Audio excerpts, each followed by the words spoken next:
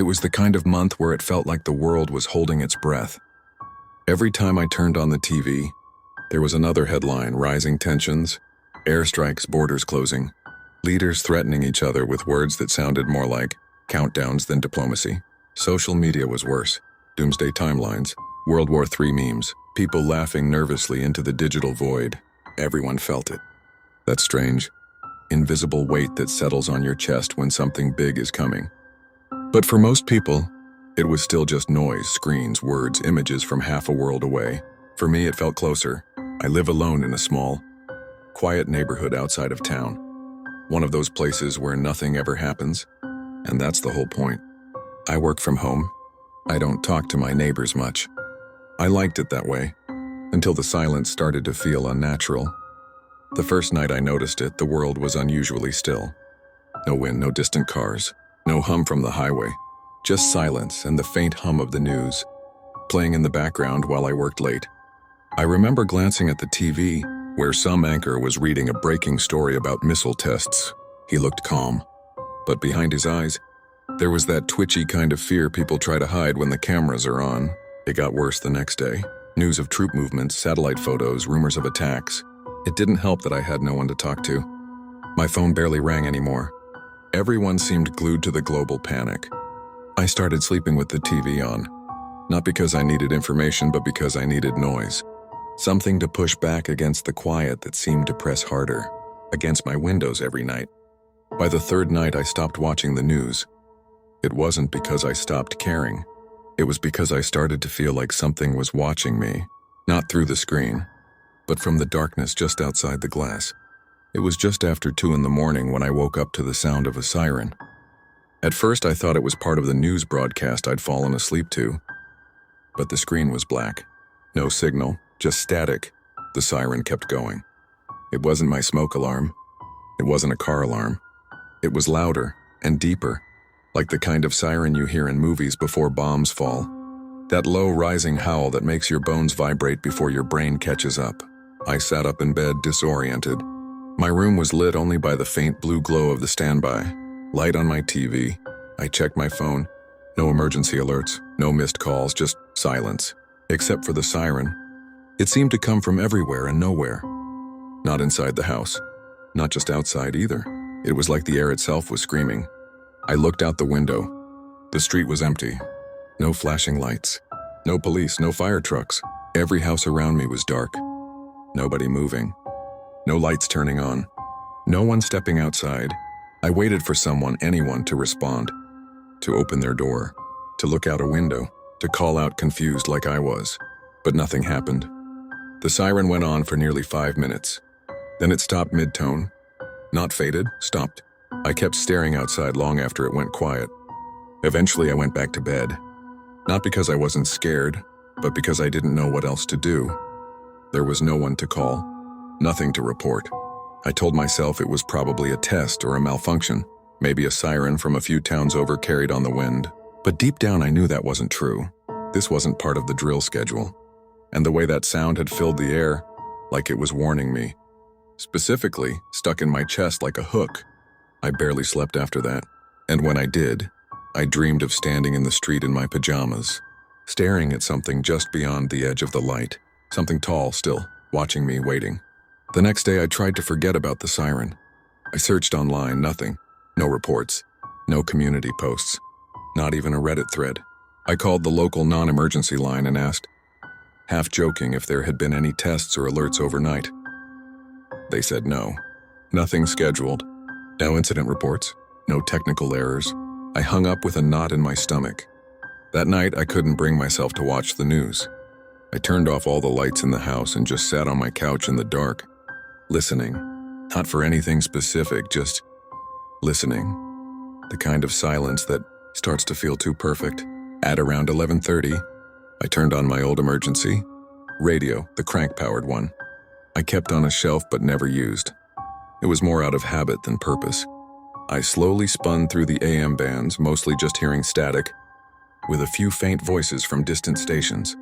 Then I hit a signal that shouldn't have been there.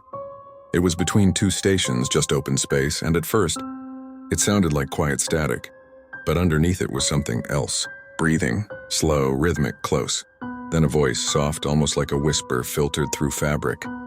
It said, "Don't look out the window." I froze. I didn't imagine it.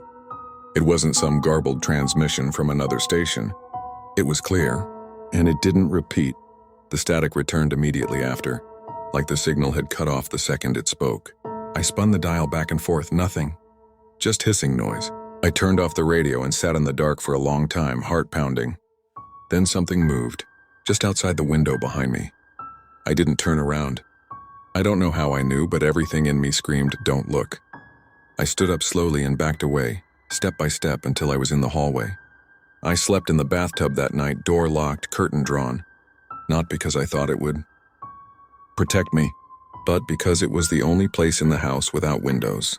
The next morning, I found 2 footprints in the frost on the porch, barefoot, facing the window. And the static on my radio? It was still playing, even though the dial was turned off. I stopped using the front room after that night. The footprints in the frost didn't melt until well past noon, even though the sun hit them directly. I didn't touch them. I didn't take a photo. I didn't need to. They were already burned into my mind, 2 perfect human-shaped impressions. No shoes, no toes, just smooth sunken ovals. Like someone stood there without weight. For the next few days, nothing happened. No sirens, no signals, just a dry, suffocating silence, until the 4th night. I was sitting in the kitchen, eating cold food I didn't really want, when I heard it, a knock. Soft, slow, deliberate. 1 knock. A pause, then another. Not at the door, at the window. I didn't move. Then came another knock on a different window, on the other side of the house. Then another, each one louder, each one closer. I grabbed a flashlight and crept to the hallway. My heart was beating so hard I couldn't hear my own footsteps. I killed all the lights and stood there listening. Then I made the mistake of looking outside. There were 3 of them, figures, human-shaped, standing still in the yard, spaced out evenly. 1 near the edge of my property, 1 halfway between the trees and the house, and 1 just outside the window. They didn't move. They didn't speak. They didn't blink. I shut the curtain immediately, breathing hard, forcing myself not to panic. I didn't want to see their faces, if they even had any. That's when I realized something worse. I hadn't heard them arrive. No crunching of leaves, no footsteps on the frost. They'd just appeared. I backed away from the window. My phone had no signal. My power flickered once, twice, then held steady. The air in the house felt thicker, like breathing in the dark of a basement. I locked every door, but I knew it didn't matter. They weren't trying to get in. They were waiting for something, or someone. At exactly 3:17 a.m., they vanished, not walked away, not faded, gone. I looked out again and the yard was empty, like nothing had been there. But the footprints were back. This time there were 6. I stopped sleeping after that night. I would sit in the hallway with the lights off, back against the wall, every curtain drawn. The figures didn't come back the next night, but I didn't relax. It wasn't that kind of absence. It felt more like a pause, like they were waiting for something to catch up to me. And it did.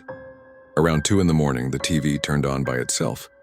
Just static. No input, no signal. Then slowly the image started shifting. Not to a broadcast, but to a still flickering frame. A photo of my house. The outside of my house. From the front yard. Like something was watching. I unplugged the TV. It stayed on for 3 more seconds before it blinked to black. That's when the walls began humming. Low at first, just a soft vibration like a heavy truck passing by in the distance. But it wasn't coming from outside. It was coming from within the house. From the walls, the floor, even the air. The humming stopped. And then the radio turned on again. I hadn't touched it in days. No dial movement. No crank, no batteries. But the static was back. Only this time it wasn't just whispering. It was chanting. A rhythmic, droning repetition of sounds I didn't recognize. Not English. Not any language I knew. Just a slow, rising tone of syllables that made my skin crawl. It was then I realized I wasn't just being watched. I was drifting. Like I'd stepped 1 foot out of this world and into something else, a place that wanted me, but didn't need to rush. It wasn't loud. It wasn't violent. It was patient. Outside, the world still looked the same. News anchors still talked about global tension. Political analysts still played chess with predictions. People still posted memes to numb their nerves, but I was starting to see between things, the gaps between moments, the slight lag in the way light moved across my hallway, the flicker in my reflection. I wasn't just afraid anymore. I was being edited, and whatever was doing it was almost finished. By the end of the week, something changed. Not in my house, but in the world. The sirens stopped showing up on the news. The headlines grew calmer. A ceasefire was announced. Leaders shook hands on screen. The scrolling red banners faded from the bottom of the broadcasts, replaced by sports scores and celebrity gossip. It was like the panic had been switched off, and everyone breathed again.